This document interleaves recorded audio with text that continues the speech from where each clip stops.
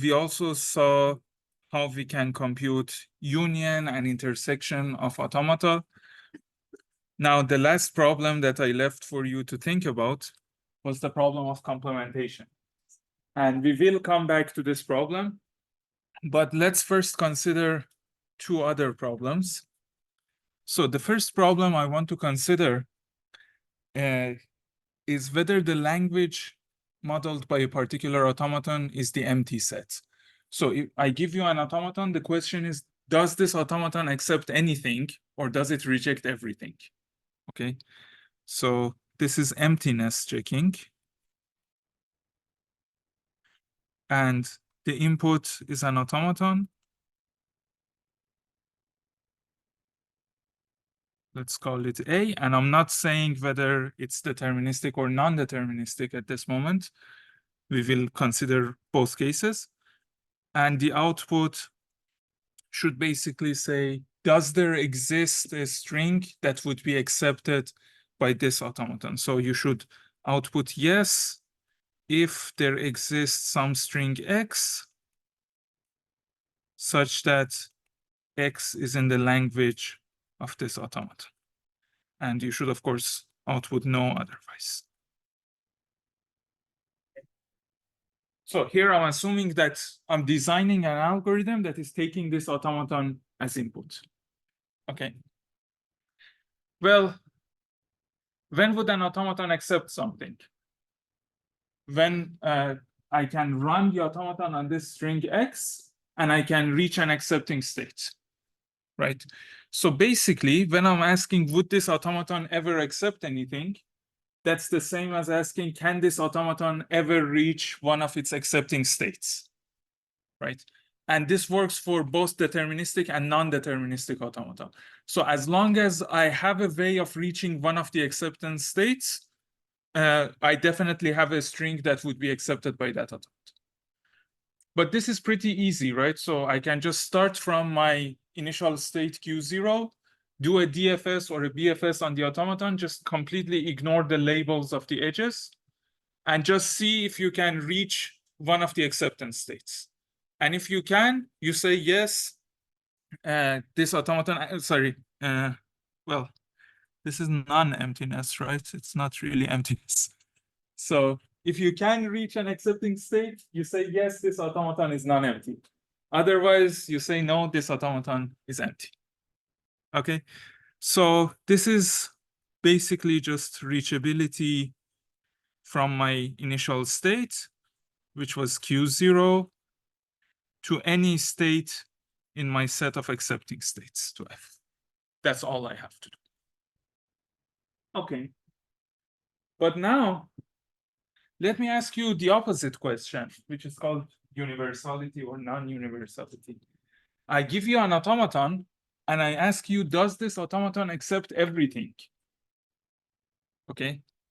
So my input is just going to be, again, just like before, an automaton A.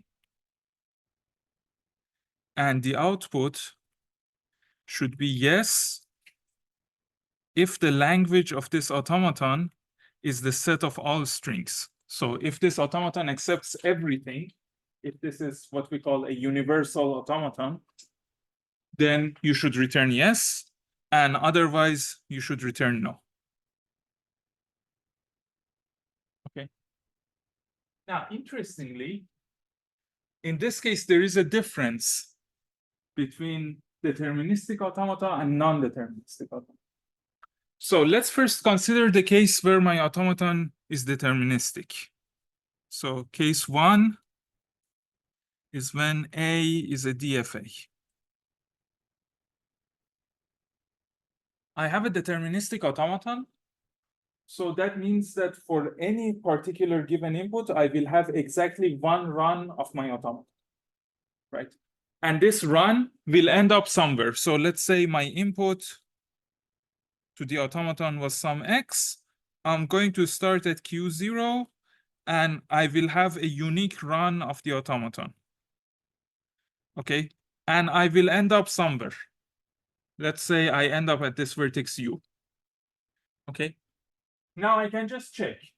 If U is in the set of accepting vertices, then X would be accepted by this automaton, otherwise it wouldn't, right? So my automaton accepts whenever I end my run in an accepting state.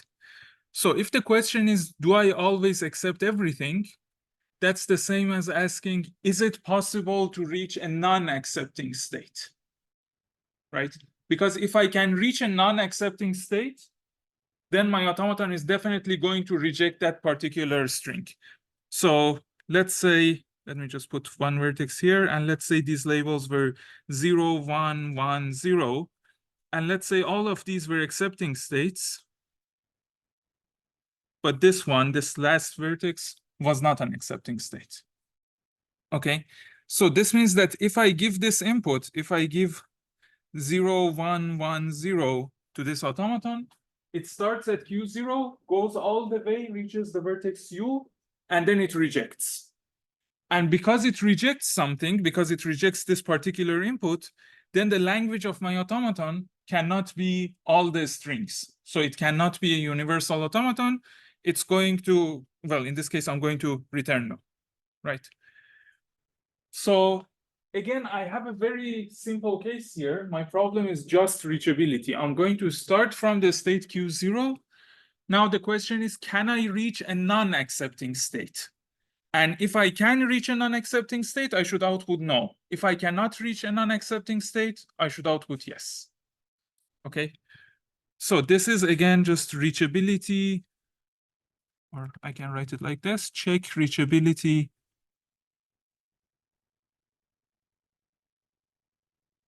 from, let's say, Q0 to any state that is not accepting. So Q minus F. Great. But what happens if my automaton can be non-deterministic? So these are actually two completely different problems. These are not really two cases of one problem. These are two completely different problems. So I want to consider the case where A is an NFA. So I have a non-deterministic finite automaton. Can I make the same argument? Can I say that I just check reachability from Q0? And if I cannot reach a non-accepting or a rejecting state, I say this accepts everything. If I can reach a rejecting state, I say, well, there is something that would be rejected. Well, one side of that argument works. If I start from Q0 and there is no way I can reach a rejecting state, right? Then my automaton is going to accept everything because all the runs of my automaton are going to end up at accepting states anyway. But the other side doesn't hold. I might have an automaton in which I can reach a rejecting state, but this automaton still doesn't reject anything. Now, how can I have something like that? Let me just give you an example. Let's say I have Q0. This is my initial state of the automaton. My automaton starts here. And remember, my automaton is non-deterministic. So I say that Q0 itself is an accepting state. And let's say I have an edge labeled 1 from Q0 to itself. And I also have an edge labeled 0 from Q0 to itself. And remember, my alphabet, I'm assuming, is just 0 and 1. Okay. So this is a very tiny automaton, and it's definitely accepting everything, right? So if I add some more non-determinism to it, if I just add some more choices, it will still accept everything. So let's say that, for example, I create a new state here. I call this Q1. And Q1 is not an accepting state. But I also add an edge from Q0 to Q1 labeled 1. And I also add self loops on Q1. Okay. This automaton still accepts everything. Because no matter what your input is, remember, an input will be accepted if there exists a run on that input that accepts. So for every input, I have a run that just remains at Q0. Right? So the fact that I can reach Q1 doesn't mean anything. Who cares? Yeah, there are some runs that end up at this state, at this rejecting state. But for any string that can end up at this rejecting state, there is a different run that ends up at this accepting state. So even though this rejecting state is reachable, my automaton is still universal, and the language of my automaton is just every string. So you see, checking universality is kind of harder for non-deterministic automata in comparison with deterministic automata. Okay, how can I check this? Well, here's a simple trick. So I want to check if the language of the automaton A is everything, right? If I had a way of complementing A, if I had a way of finding a different automaton that accepts any string that is rejected by A, let's call that A complement. So let's say I compute, I find some other automaton, A complement, such that the language of A complement is everything that is not in the language of A. So it's the language of A complement, okay? Where you put the complement matters there. So I find such an automaton, and then I ask, I check, is this automaton, is AC empty or not? Because I know how to do emptiness checking. Emptiness checking was easy. It was just a DFS, right? So I can do my emptiness checking on this complement. And basically the idea is that the language of A is everything if and only if the language of A complement is empty. So I can just find, I can just ask, is the language of A complement empty? And if it's empty, then I say the language of A is everything. But we are now back to the problem that we had at the end of the previous session, which is the problem of complementation. So I have an automaton A given to me as input, and I want to find an automaton that accepts any string that is rejected by A and rejects any string that is accepted by A. Okay. So again, I'm going to consider two cases. I'm going to consider the case where my automaton A is a DFA, is deterministic, and I'm also going to consider the case where my automaton is non-deterministic. So case one, if A is deterministic, if A is a DFA, what happens in this case? So again, on every possible input, on every string, I have only one run of my automaton. And this run is going to end up at some state. Now, I want to complement my automaton, so I want to accept this run if it used to be a rejecting run and vice versa. So I can just keep the same graph for my automaton. I can keep everything the same. The transitions are the same, the states are the same, and just change the accepting states. I say now all the rejecting states of the original automaton are accepting, and all the accepting states of the original automaton are rejecting. So let's say if my original automaton was, where's the definition of automaton that I had here? Yeah, it had these parts, right? So let's say this is my original automaton. So it had the set Q of states. It had an initial state Q0. This was the alphabet, and this was the transition function. I'm simply going to say B is an automaton that has the same states, starts from the same state, has the same alphabet, has the same transitions, but now the set of accepting states is just Q minus F.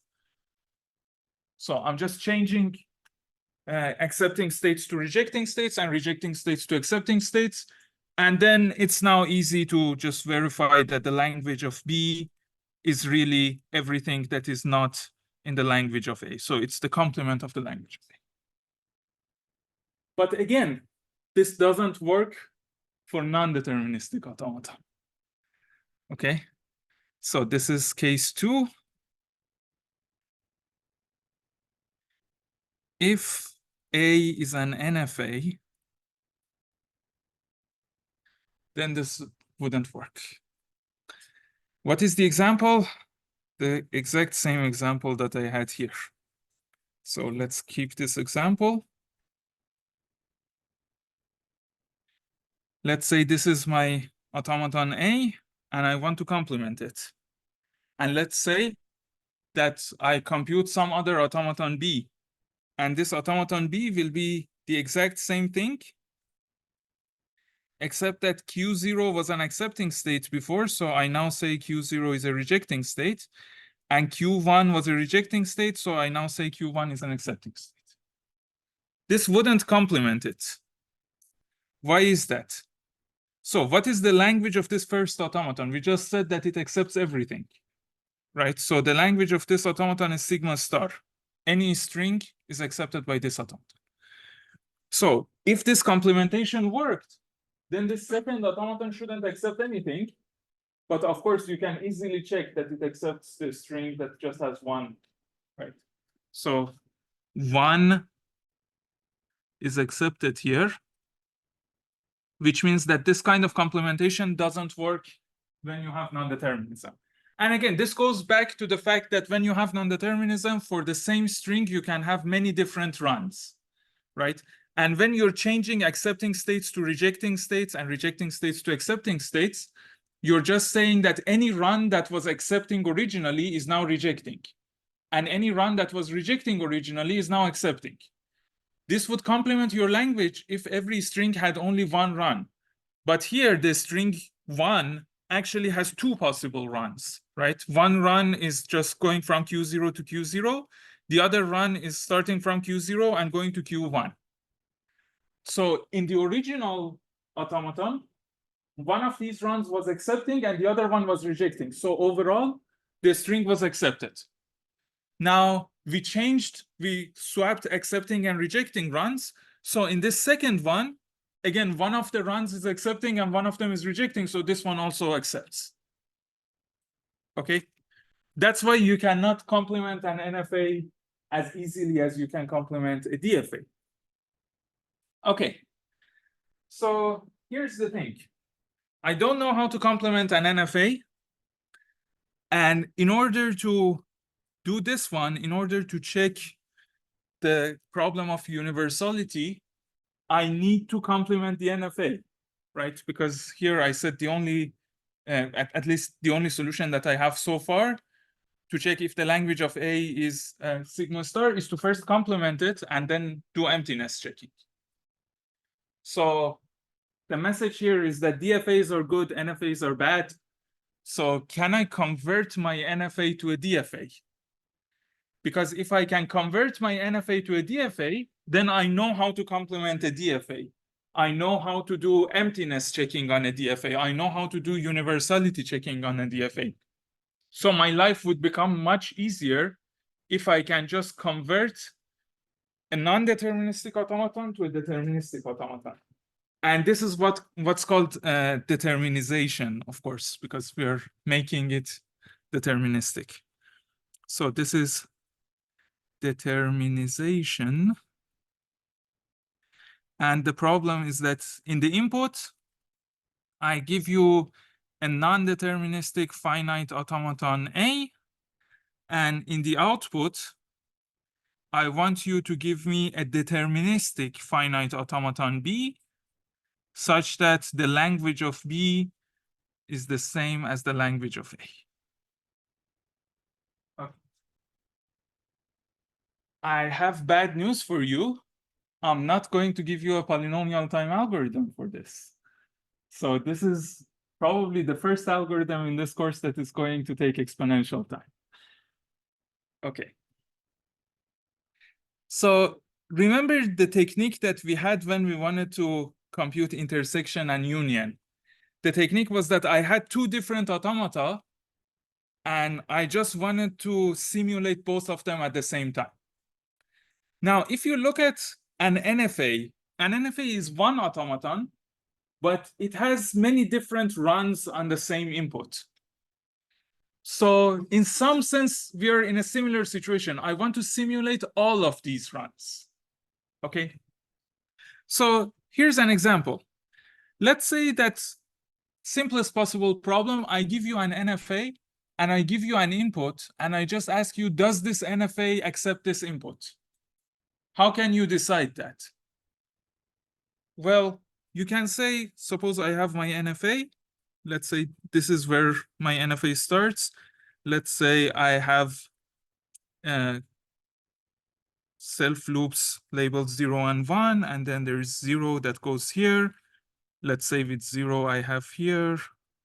I have 1. Let's say I have 0. So here I have 0 and 1. Here I know what happens with 0, but for 1, let's say I can stay, or I can go back here. And here, let's say for 0, I can stay or go back. And with 1, I have to go back. Let's say this is my automaton. Okay, I'm just randomly creating something. And this is, of course, non-deterministic because you can see that with the same label, with the same character from the same state, I can go to 2 different places here. And let's give names to my states. So this is A, this is B, this is C, and this is D, and A is my starting state. And let's say I have some input. So I have an input X. What do you want my input to be? 0, 0, 1, 1, 0, 1, 0, 1. Okay. I'm asking you, would this automaton accept this particular string? Actually, I can answer this with an algorithm that is kind of similar to dynamic programming, but we usually just call it simulation. So I'm just going to read one letter at a time, but I know that I have many different runs. So instead of keeping track of where I am as just one state, I'm going to say, what is the set of all the states that I could possibly be in?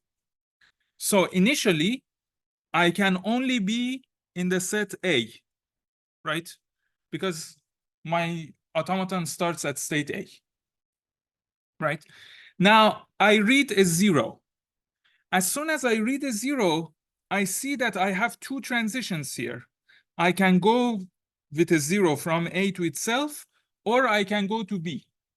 So after I read 0, I know that I'm either at A or at B, but I don't know which one. So I'm just going to keep both of them. I say there is a run that has read 0 and is now at A, and there is another run that has read 0 and is now at B.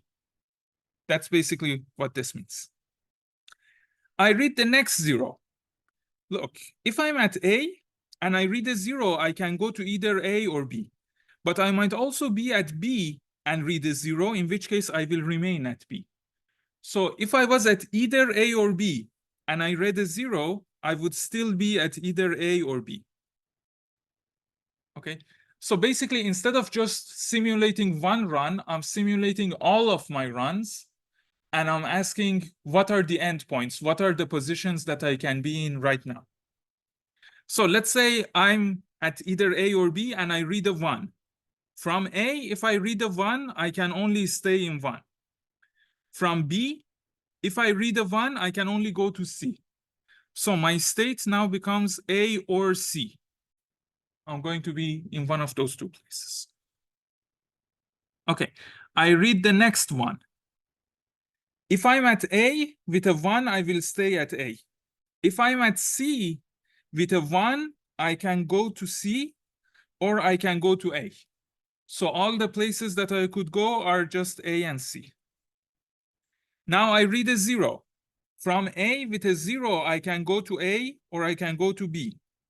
From C with a 0, I can go to D. So after reading this 0, I can be at either A or C or D. Now I have even more uncertainty. I just know that I'm in one of these 3 places. Okay, now I read a 1. From A with 1, I can stay at A only. From C, if I read a 1, I can stay at C or I can go to A. From D, if I read a 1, I have to go to C. So actually my state now becomes A and C. And I'm too lazy for the rest of this. Okay. So this is how I can keep track of all of my runs. And I know that I have, on this particular input, I have runs that end at either A or C. Now, remember that a run is accepting if its final state is accepting. And I said that I would accept this string X even if one of these runs were accepting. So I can just go and look at the set of accepting states, and let's say C was an accepting state. And if this set intersects the states that I could be in at the end of processing this string, then I say this string is accepted. Otherwise, I say it's rejected. Okay, great. So if I give you a particular string, you can check whether your NFA accepts that particular string. And it's easy to see that this works in polynomial time, right? So now we are at a point in the course where I don't care about the exact runtime. I only care if it's polynomial or not. So this is polynomial time. You can analyze the runtime yourself. Okay, great. But what does this mean in terms of this problem? So in terms of universality. If I give you an NFA and I ask you, is the language of this NFA the whole set sigma star? That's kind of a hard question to answer. But if I want to prove to you that the language of this NFA is not sigma star, I can just give you a counterexample, right? I can just give you a string X, and I can say this is a string that is not accepted by this automaton. And you can use the previous algorithm to verify it. So this is an example of something that looks really hard to compute, but if someone else knows the answer, they can prove the answer to you kind of easily. Okay, we will come back to these ideas very soon, but for now, I want to go back to the problem of determinization. I can use an algorithm very similar to this to determinize my non-deterministic finite automaton. So here's the thing.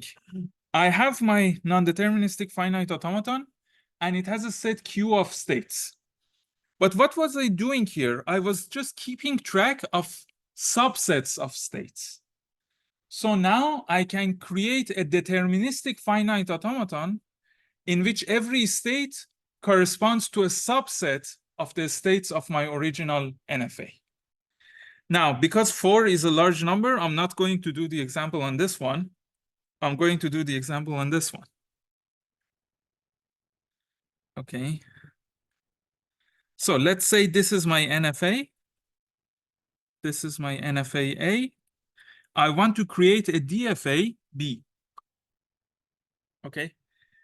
I'm going to put one vertex or one state in B for every subset of vertices in A. So I'm going to have a vertex in B that corresponds to the empty set. I'm going to have a vertex that corresponds only to Q0.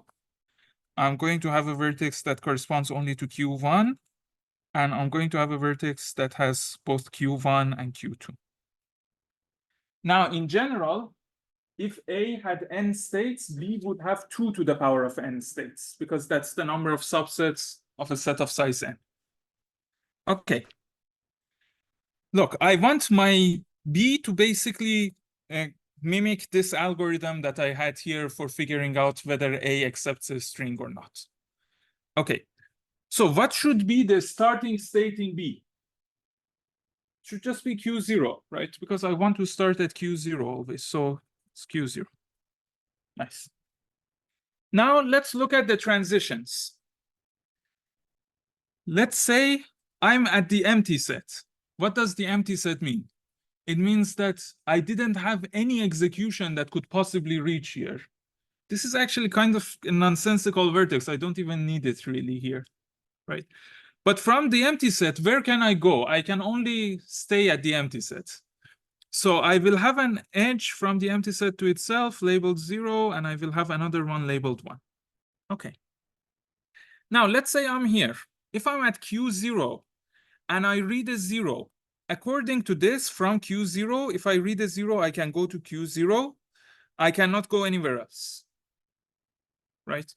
So from the set Q0, I will add an edge labeled 0 to itself.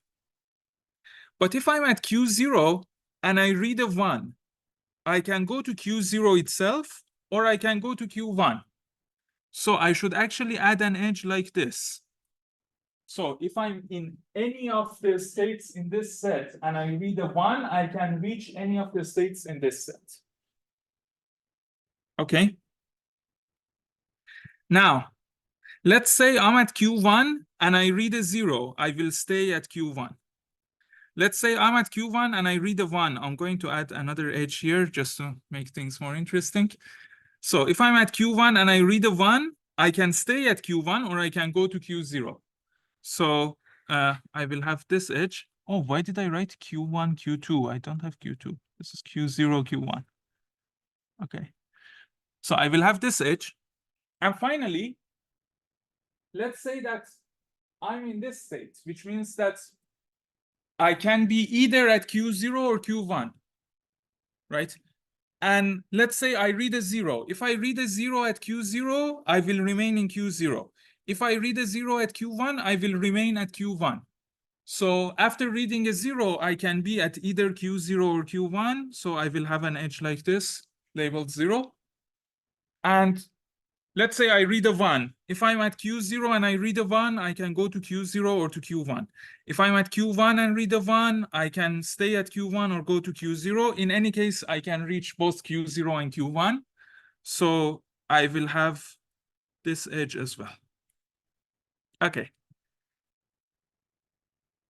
Now, if you look at this DFA-B, well, first of all, it's a DFA because from every state and every character, I added exactly one edge.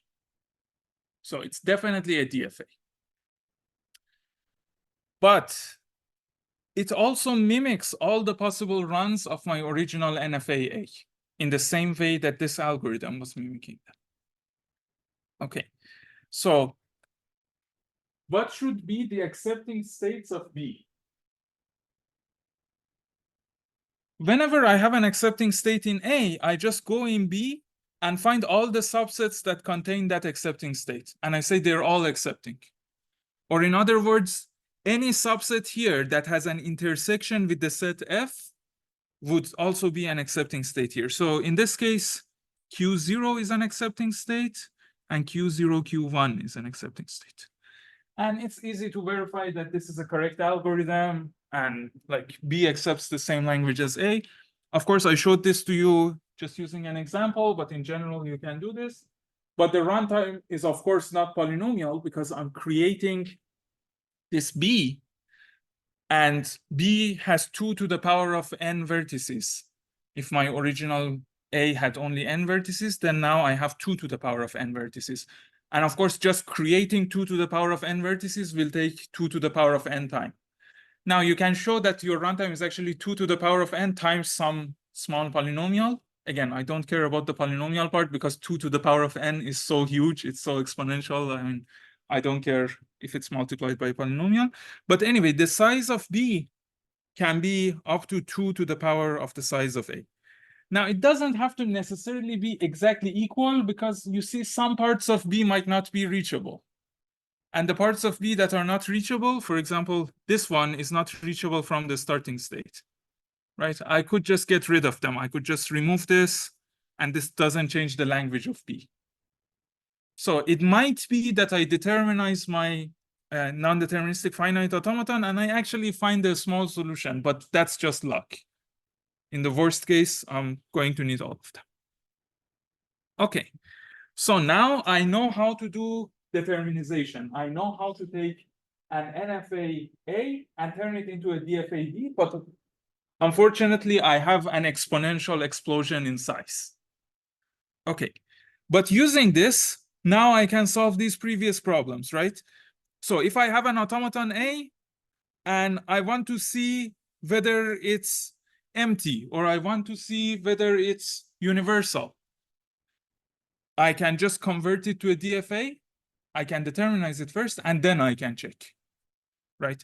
Now, in the case of emptiness, it was already easy to check even when I had non-determinism. So in that case, I wouldn't pay the 2 to the power of n price of conversion. But in this case, when I didn't know how to do it on an NFA, I would first convert it and then do it. And the same thing for complementation. I don't know how to complement an NFA. So I first convert it to a DFA, and then complementing a DFA is easy. So I'll just complement the DFA. Okay. But based on this, you might think that generally speaking, DFAs are much better than NFAs. This is not necessarily always true. It depends on what kind of problems you want to solve. So for example, we've seen what happens if we have two different automata and we want to take their union or intersection. But let me show you a different operation. Let's consider the operation of concatenation, for example. So this is concatenation. My input is going to be two automata, A1 and A2. And let's say that they each have a language. So with languages L1 and L2, my input only contains the automaton. I wouldn't give you the language because the language might be a huge set. And in the output, I want you to give me an automaton, which I usually show as A1.A2, that accepts the language L1.L2. So I want L of B to be L of A1 dot L of A2. And what I mean by this is the set of all strings that can be obtained by taking one string in L1 and adding a string in L2 to the end of it. Okay, so I want L of B, actually, I called it L1 and L2. I want it to be L1 concatenated with L2, which means this is the set of all strings X, Y, such that X is in L1 and Y is in L2. Okay. Great. So let's use the automata from the previous session to get this. So we had these two automata. Let me just copy them.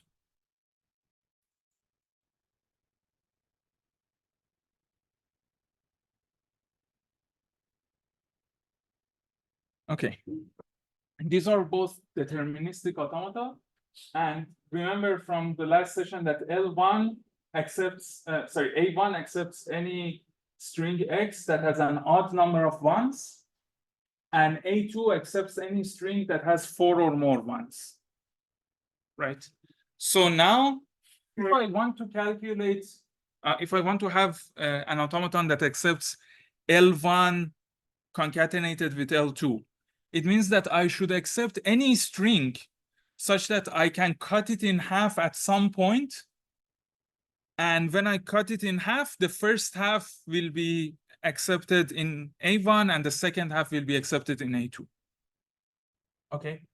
But of course, if I give you a particular string, the problem is where do I want to cut it? Okay.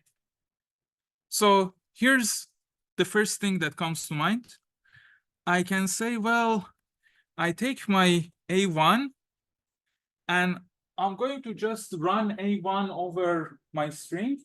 And as soon as I get to an acceptance state, I would say cut it from here. And let's now run A2. Okay, so I'm just going to take a copy of A2 as well. And basically, I say as soon as I got to an acceptance state, my only acceptance state is this, I would go here. And what do I mean by that? I mean that I would just merge these two vertices into one big vertex. Okay. Now, problem. This makes my automaton non-deterministic. Right? If I merge these two vertices, the accepting state of A and the starting state of A2 into one vertex, if from this big vertex I read a 1, should I go to B or should I go to 0? Right? If this was a non-deterministic finite automaton, actually everything would work out. Because basically, the idea is that I'm reading a string, I'm trying to apply the first automaton, and as soon as it accepts, I have a choice. I can say I continue running the first automaton because maybe I want a longer prefix to be accepted by my first automaton, or I can say from now on, I'm going to run my second automaton. And that's the power of non-determinism. Because I can have many different transitions, I can actually just leave the choice to the NFA. But if I were supposed to have only a DFA, I couldn't do something like this.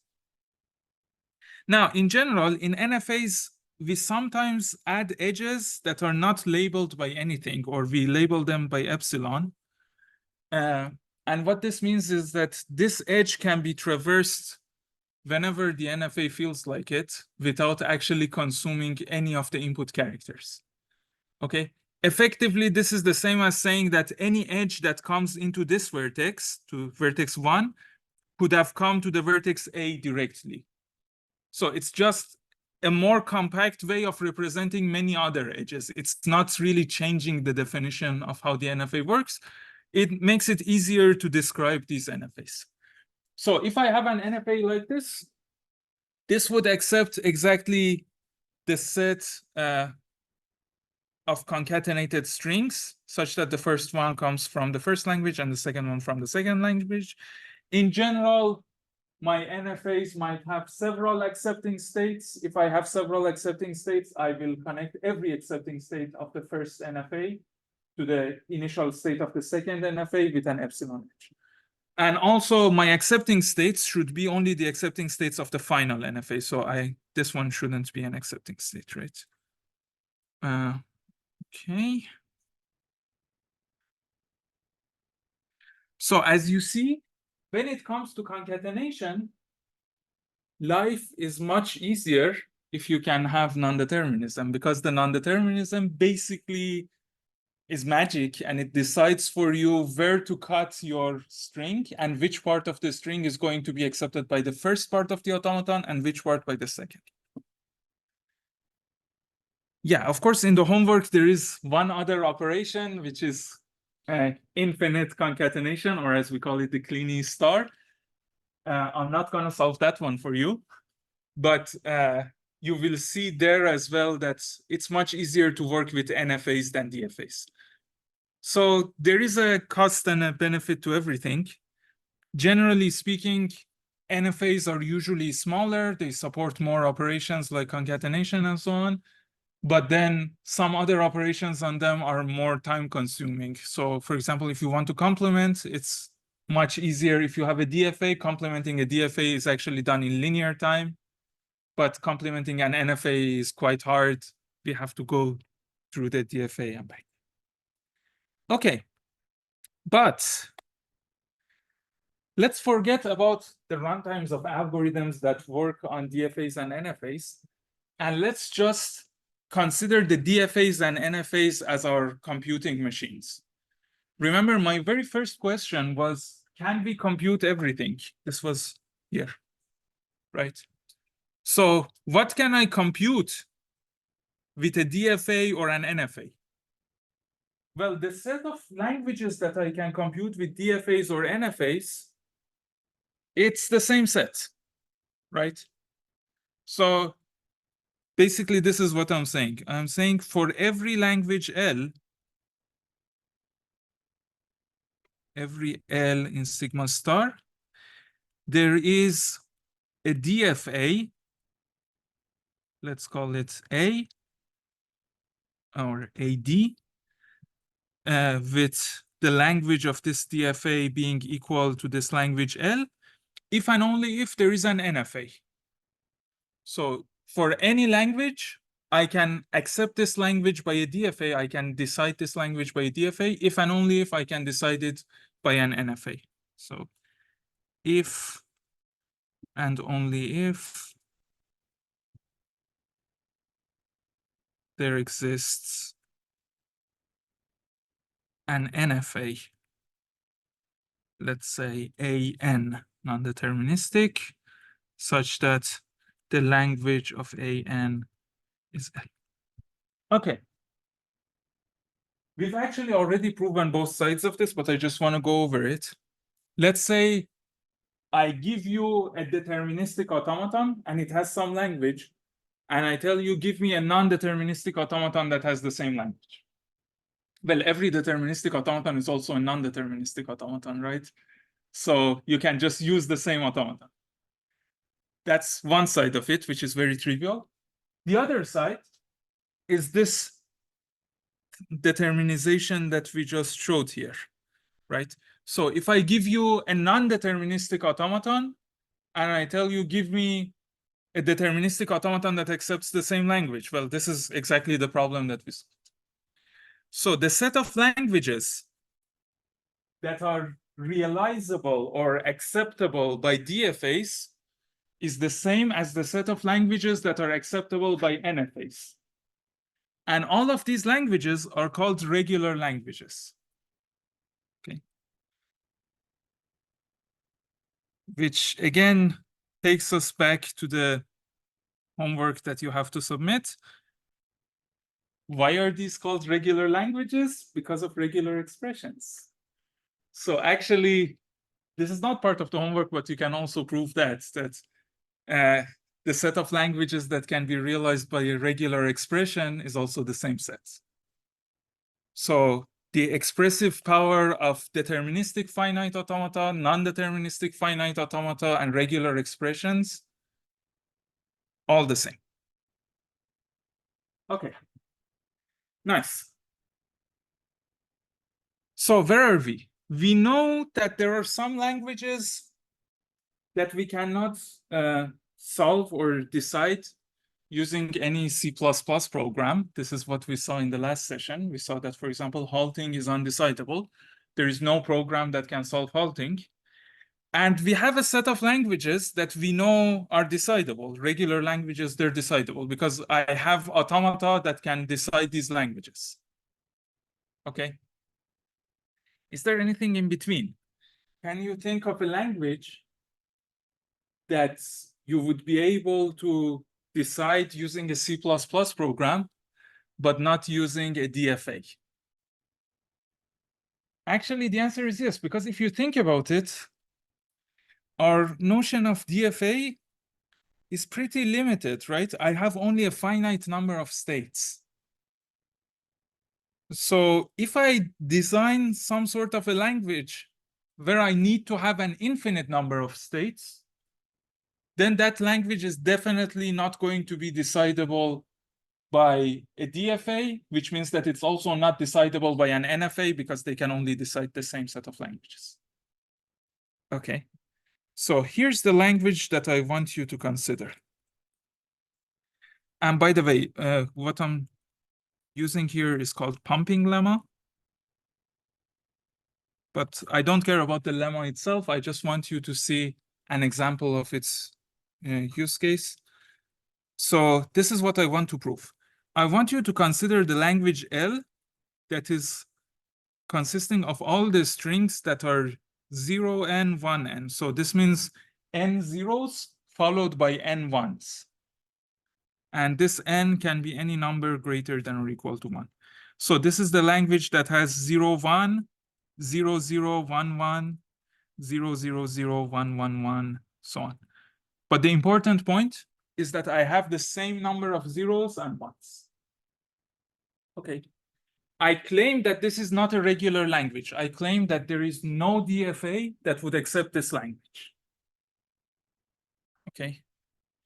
L is irregular.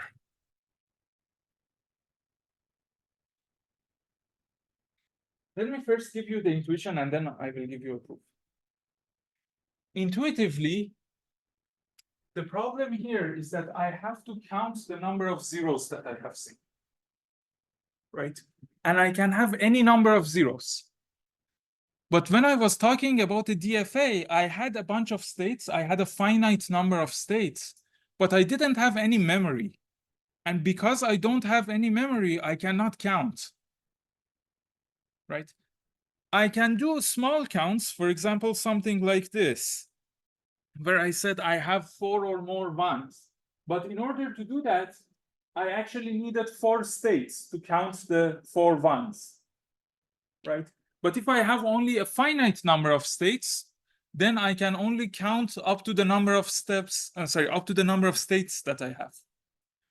And if that's the case, I cannot handle a language like this, where I have to count the number of zeros, and the number of zeros can be arbitrarily large. It can be larger than the number of states in my DFA. That's the intuition. Now, how am I going to prove this? Well, let's try to prove it by contradiction. So, proof by contradiction. Let's assume that there is a DFA that accepts this language. Okay, so assume A is a DFA, and the language of A is this set L that we saw up here. Okay. I want to get a contradiction. Here's the thing. For every string, I define the endpoint of the run of that string, and I show it with, let's say, again, delta. So I say delta of Q0 and X is the state where I will end up if I start at state Q0 and I process the string X. So X is no longer just one character, it's a string, okay?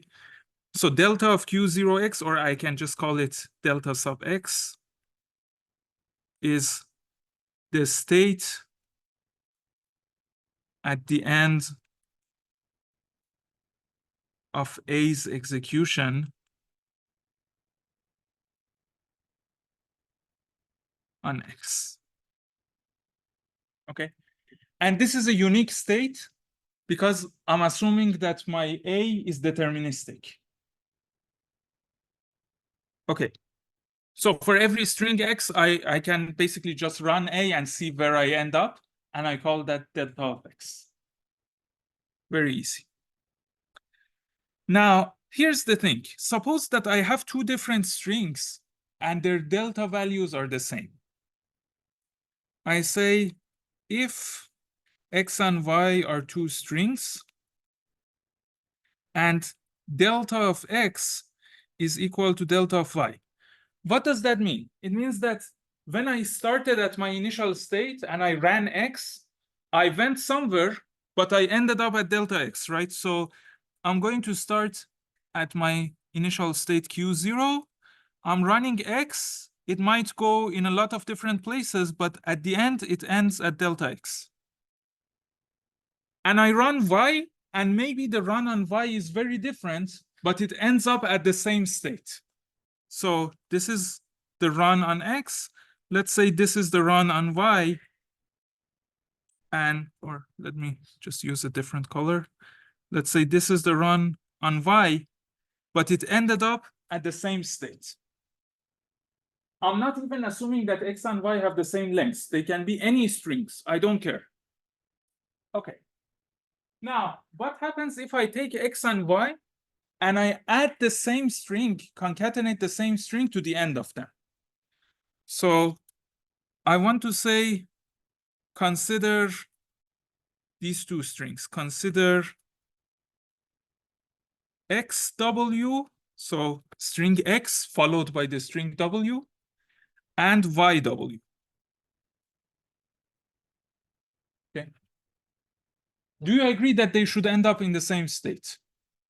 So I have delta of XW is equal to the delta of YW. Because what's going to happen here? Let's say I want to run my automaton on XW. I'm going to start from Q0, and my automaton reads the input 1 character at a time. So it's going to first read all the characters in X. And when it reads all the characters in X, it's going to end up at delta X. And then it's going to read W. And so I'm going to have a unique run using W from delta X. and this gets to delta XW. Okay. But now let's say I run my automaton on the string YW. By my assumption, it first runs on Y, which ends up at the same point as if I ran it on X. And then I'm going to run it on W, which will, of course, end up in the same point. Right? So pretty easy proof. So if I have two different strings, and these two different strings end up in the same position, then if I add something to the end of them, those two strings should also end up in the same position. Okay. Now, what is another equivalent way of writing this? An equivalent way of writing this is that if I have three strings, X, Y, and W, these are strings, and delta of XW is not equal to delta of YW, then delta of X is not equal to delta of Y. Right? Again, this is just the contrapositive. If delta of X was equal to delta of Y, then delta of XW would be equal to delta of YW. I'm just doing it in the opposite direction. Okay. But this is great. So it gives me a way to figure out if two strings can have the same delta, if two strings can end up in the same position. Here's the thing. I want you to consider these two strings. My string X is 0, and my string Y is 0, 0. Okay. Now, I can add a number of ones to the end of them. So let's say I take my string Z to just be 1. Okay. What does this tell you? It tells you that XZ is 0, 1. But this should be accepted because this is in my language. Okay. So delta of XZ is going to be one of my accepting states. Now, what is YZ? YZ is 0, 0, 1. It has more zeros than ones, so it's not in my language. So delta of YZ should not be an accepting state, which means that delta of XZ and delta of YZ are not the same. But if delta of XZ, and I used W before, why did I use Z now? I don't know. Okay, if delta of XZ is not equal to delta of YZ, then delta of X cannot be equal to delta of Y. So I know that delta of 0 is not equal to delta of 0, 0. What does this tell me about my automaton? It tells me that my automaton has to have at least two different states, because 0 and 0, 0 are ending up at different states. So I need at least two different states. But now I can do the same thing with more zeros. Let's say I have 0, 0, 0. Okay. This cannot end up at the same state as 0 because I can use the same Z. It cannot end up at the same state as 0, 0 because if I add 1, 1 to the end of them, one of them should be accepted. 0, 0, 1, 1 is accepted, but 0, 0, 0, 1, 1 is rejected. Right? So this means that basically delta 0 and delta 0, 0 and delta 0, 0, 0 are three different states.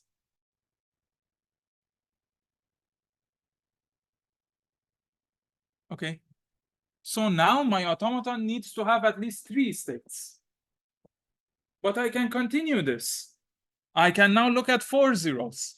And I can show that the state that I should end up with 4 zeros is different than the state that I ended up with 3 zeros, 2 zeros, or 1 0. Right? So basically, I need to have infinitely many states. But I cannot have infinitely many states because in the definition of a DFA, the F stands for finite. It has a finite number of states. And so there is no DFA that would accept this language. And so this language is irregular. So this shows the limitation that we have with finite automata because they don't have memory. And this limitation is, of course, going to be shared by non-deterministic finite automata. So adding non-determinism wouldn't help us, because we said that for any language, we have a DFA if and only if we have an NFA. And I just proved that we don't have a DFA, so we don't have an NFA either. Okay. Great. But of course, you can easily write a C++ program that accepts this, right? Just count the number of zeros and then count the number of ones and just check if you had the same number of zeros and ones. So this shows that the model that we have with our automata is not a really comprehensive model of computation, because there are things that intuitively we can do in C++, but we couldn't do with our automata. But I mean, this was a nice exercise. We learned a lot of things. We learned, for example, the power of non-determinism. But now let's get into some more realistic model of what computation is, or what an algorithm is. And this is what we call a Turing machine. So the idea in a Turing machine is that I want to have my automaton, and basically my automaton is going to give me the states of the program. It's going to tell me, if you want to have some intuition about it, which line of the program I'm in. That can be modeled by the states of an automaton, because my programs have finitely many lines, and then my automaton can also have finitely many states. But I also need to have an infinite memory so that I can write things into it, and I'm not limited by things like counting the number of zeros or counting the number of ones and so on. So that's basically what a Turing machine is. A Turing machine is an automaton plus an infinite memory. Okay, so let's try to formalize this. First of all, our infinite memory is called a tape. Why a tape? Because people didn't have RAMs at the time of Turing. Again, remember, this is like between World War I and II. When people were thinking of memory, they were really thinking of tape and writing on a tape and so on. So this is what I'm going to have. I'm going to have my alphabet, of course, which is sigma, but I'm also going to have one other letter, which is called a blank letter. I just call it B. So there is a letter B, and this B is not in my alphabet sigma. Okay, so you can just think of B as a space, or just leaving some part of the memory empty. I need it because I need to denote the end of my input. So if I have an input, I want to end it with B to say this is the end of the input. But my alphabet is, again, usually just 0 and 1. It can be any finite alphabet. It doesn't really make much difference. Okay, now I'm going to have a tape. What is a tape? A tape is an infinite sequence. And at every point of this infinite sequence, at every box, I can either save one of the letters of my alphabet, or I can save a blank. Okay, so a tape is an infinite sequence.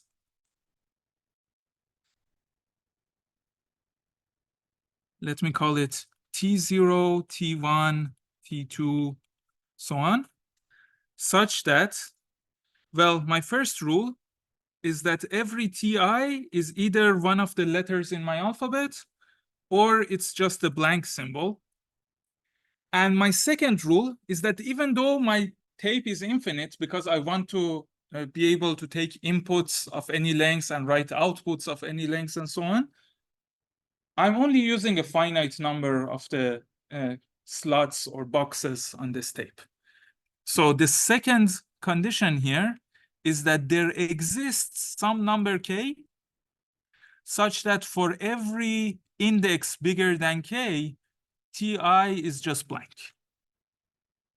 So I can fill up some prefix of my tape, but at some point, it's all blank afterwards. I'm not going to have like an infinite sequence. Okay. So this is just defining the tape, which is the memory that we're going to use for our computer. So basically, I'm saying I have infinite memory, right? Now, is this realistic? Honestly, not so much, because if you have a real-world computer, of course, you have your RAM, and your RAM is limited. You have maybe 16 gigabytes, 64 gigabytes of RAM, something like that. You can also have other types of memory. You can have, for example, an SSD. Let's say that's 2 terabytes, but it's not infinite. But actually, it makes sense to assume that it's infinite, because for all practical purposes, you cannot fill it up, right? It's so big that you can just assume it's infinite. Okay, so this is our notion of tape, which we're going to use as basically our memory. And then what is my Turing machine? So my Turing machine is going to consist of several different things. It's going to have a tape, but it's also going to have an automaton. Okay, so these are the components of a Turing machine. A Turing machine M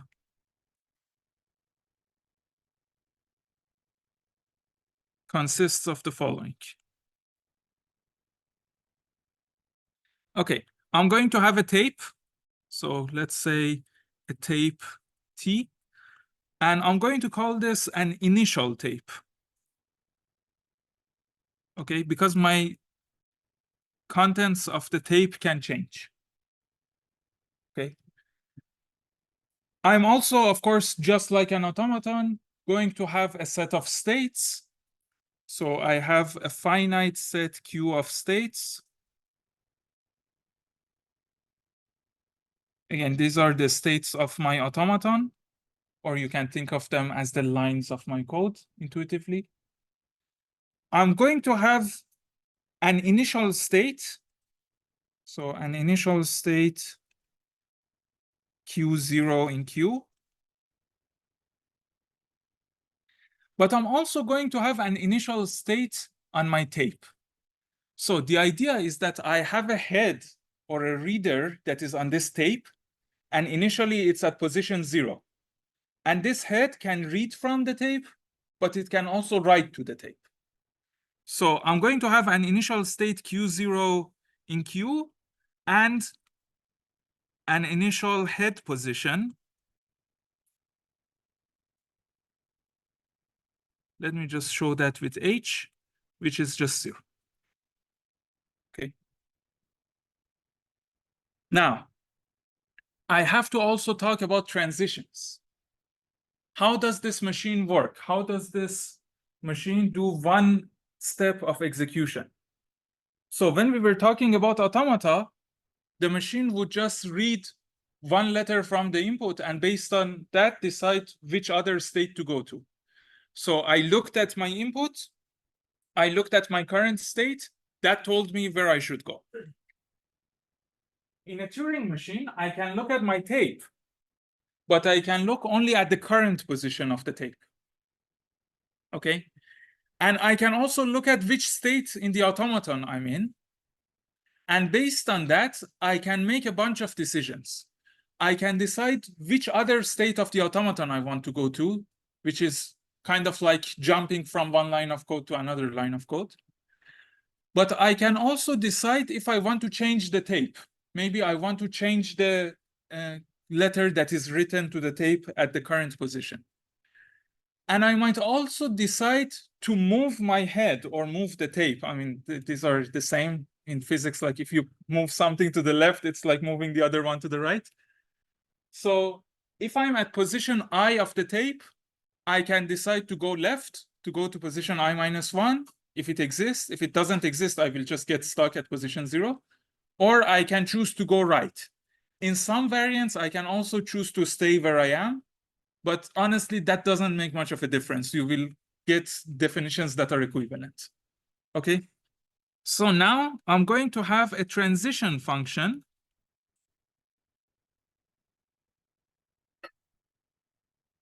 And this transition function, again, I'm going to call it delta. But now it's going to take a bunch of things. It's going to look at my current value Q, right? So this is like, sorry, my current state. It's also going to look at what's written on the tape. So what's written on the tape can be in sigma, or it can be a blank. So this is the tape entry. And based on that, it can tell me where to go. So this is the next state.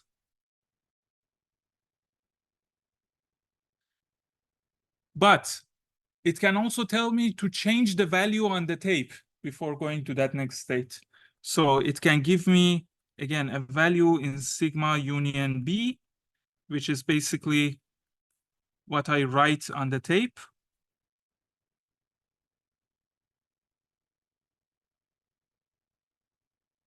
And by the way, if I don't want to change the tape, I can just write what I have just read.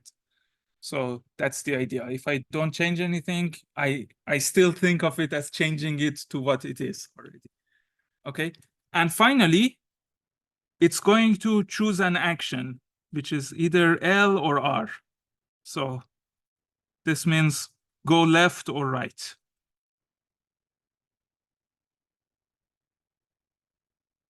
Okay. So based on this, the tape or the head will move left or right. Now, interestingly, my machine doesn't know where in the memory it is, right? So I said that at any given point, I'm at some position H of the memory. My head is on some index, but my machine doesn't know which index this is. My machine only knows what it can read, and it knows if it should go left or right or so on. It knows its state, and it knows what it can read from the tape. Okay. Great. So based on this, I can have a run of my machine, right? I start at state Q0. I start at my head being on position 0 of my tape. And also, the input is already written on my tape. I assume that that's how my machine gets an input. So the initial position of the tape is the input that is given to my machine. And then I can keep running my machine. And every step of execution is just an application of this transition function delta, which tells me based on your current state in the automaton and based on what's written on the tape, where you should go in the automaton, what you should write on the tape, and whether you should move left or right. Okay. But this seems like my machine will run forever, right? So I need to also have a way of just ending my machine, ending the execution of my machine. Well, for that, I can just say that I have a particular state in my program so that when I reach to that state, the execution terminates.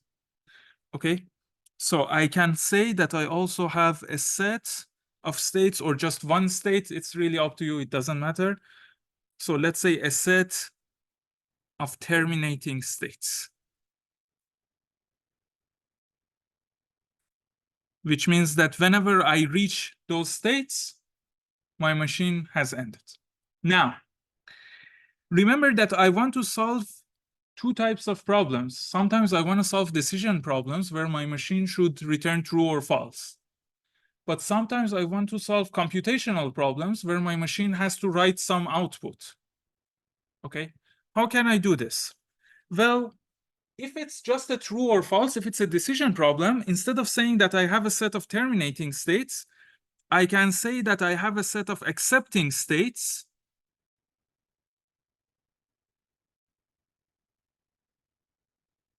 and a set of rejecting states.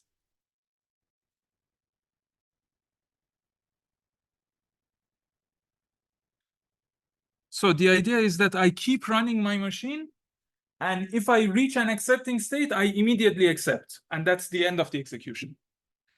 If I reach a rejecting state, I immediately reject, and that's the end of the execution. In any other case, I keep running the machine. I keep applying the function delta that tells me how to go, how to make a transition and go to the next state. Okay, But what if my machine is supposed to compute a function instead of just returning true or false? What if it's supposed to give me some output string? Well, in that case, I can just say that I have a set of terminating states, which means that when my machine gets to those states, the execution ends. And then I can say whenever the execution ends, whatever is written on the tape is the output. Okay, so you read your input from the tape, you also write your output in the tape. These are the two ways that you can define Turing machines. And let me show you an example of a real world Turing machine.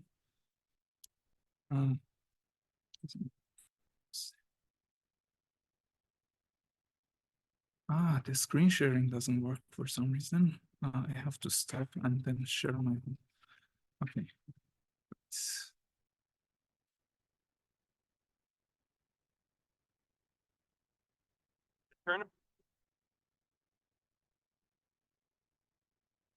Okay. This is not the Turing machine I was looking for. This one is, I think. So this is a Turing machine. My goal in building this project was to create a machine that embodied. So as you see, there is a tape. We are assuming that this tape is infinite, and we can move it left or right. And at every position of this tape, we can write 0 or 1. And there is a head. This head is always over just one position. It can write there. It can also only see what's written in that one position that it's over, right? And I mean, they did this physical thing where they have an eraser too, so that they can change the values. Okay, so this is the idea of a Turing machine. Now let's go back here. The interesting thing, and this is called, oh, now again, my sharing isn't working. Now, this is an assumption in computer science. And when I say it's an assumption, it means that I don't have a proof for it. And neither does anyone else. Because as you'll see, it's not really something that you can prove. And this is called the Church-Turing thesis. They call it thesis because assumption doesn't sound as nice as thesis. The idea is that you can compute something if and only if a Turing machine can compute it. So any function is called computable if and only if you have a Turing machine that computes that function. Okay. And by computes, I mean that your Turing machine should always terminate, and it should always create the output, which is the same as that function. So a function f from sigma star to sigma star that takes an input string and gives an output string, or maybe it's a decision function if it's from sigma star to just true or false or 0 or 1, is computable if there exists a Turing machine M. There exists a Turing machine M such that, well, I want two things. The first is that for any input, this Turing machine should terminate. So I cannot have a Turing machine that runs forever. Okay, so for every input X, MX terminates. And again, when I write MX like this, I mean that I'm writing X on the tape of my Turing machine before I run the Turing machine, before I start the run. Okay. And secondly, I want to have M of X equal to F of X. So it terminates and it creates the correct output. In that case, I say that the function F is computable. Now, you can choose to look at this just as a definition. This is the definition of computable. So whenever I say something is computable or decidable, this is what I mean. Okay? Or you can look at it as what they actually meant, which is that they believe that any kind of computing machine that you can create would only be able to compute functions that are computable by a Turing machine. Now, I can't really give you a proof of that because there is no way to formalize any machine that you can create that computes something, right? That's why, again, this is not a theorem. You can look at this as a definition or a thesis. Now, if I have a programming language, I say my programming language is Turing complete if it can do anything that a Turing machine can do. So a programming language,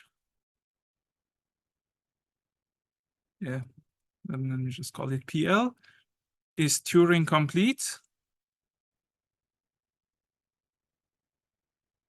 if for every Turing machine M, there exists a program P such that P of X is equal to M of X, and this is for every input X. Okay? So basically, whenever we say that a programming language is Turing complete, we mean that you can do all the possible types of computation using this particular programming language. Now, very importantly, I'm not talking about the runtime of your computation. It can take as much time as you want, which is very counterintuitive because in this course, we were obsessed with runtimes up until now. But now I'm suddenly saying there are two types of runtimes, finite or infinite. Okay, so as long as the runtime is finite, that's fine. So I say a programming language is Turing complete if for every Turing machine M, I have a program P that basically does the same thing as M. And this includes diverging. This includes not terminating. So if when I say P of X is equal to M of X, I mean that if there is an input over which P does not terminate, M should not terminate either, and vice versa. Okay. Now, C++ is a Turing complete language. How can I show that? Well, I can just simulate a Turing machine in my C++, right? I can write a program that basically does the work of a Turing machine. So whatever you can compute using a Turing machine, you can also compute using C++. And then this thesis says that whatever you compute using C++, you can also compute using a Turing machine. So if I want to show that something is impossible to compute, I can just show that there is no Turing machine that computes it, which is equivalent to showing that there is no C++ program that computes it, which is what I did at the beginning of the previous session when I was talking about the halting problem. So I just showed to you that if I have a C++ program that solves the halting problem, I will get into a contradiction. But C++ programs can do exactly what Turing machines can do. So I don't have a Turing machine that solves the halting problem. Or in other words, I don't have a Turing machine that would take another Turing machine as its input and decide whether that input Turing machine terminates. Okay, and the proof is actually exactly the same. Now, again, I showed you the proof in C++, but if you just go on Wikipedia and search for the halting problem, you will see the proof using Turing machines.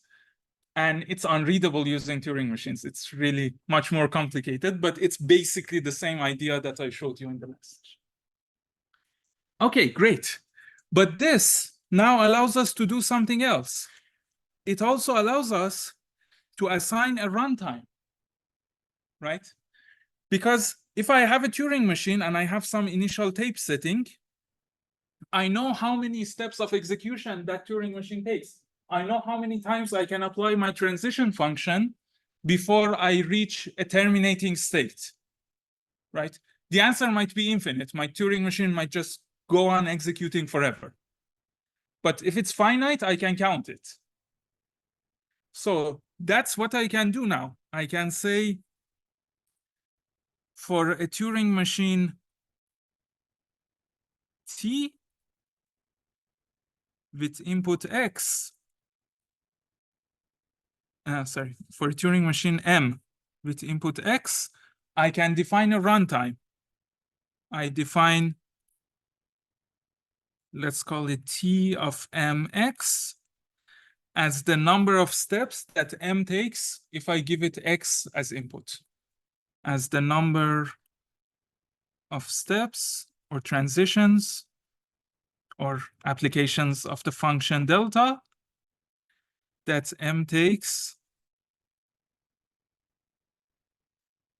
on input X.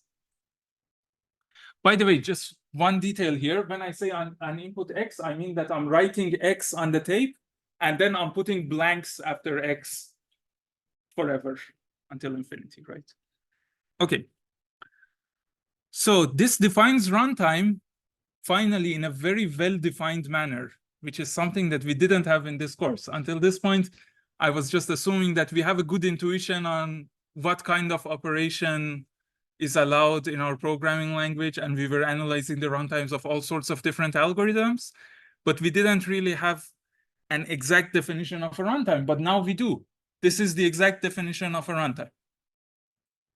Now, this is not always conforming to our intuition, because, for example, suppose that you want to read something from your memory. And suppose that right now your head is at position 0, and that thing that you want to read is at position 10,000. You have to actually do 10,000 transitions, just keep moving the head forward until you get to the position that you were looking for, and you can read that part of the memory. Whereas when we are doing C++ programming or generally algorithm design, we were assuming that we can basically access any point in the memory in O1. So the runtimes that we're going to get on our Turing machines are not really the same as the runtimes that we were getting when we were analyzing our algorithm in a different model. And actually, the model that we were using is called the RAM model, where it's like random access memory. You can access any point of the memory in constant time.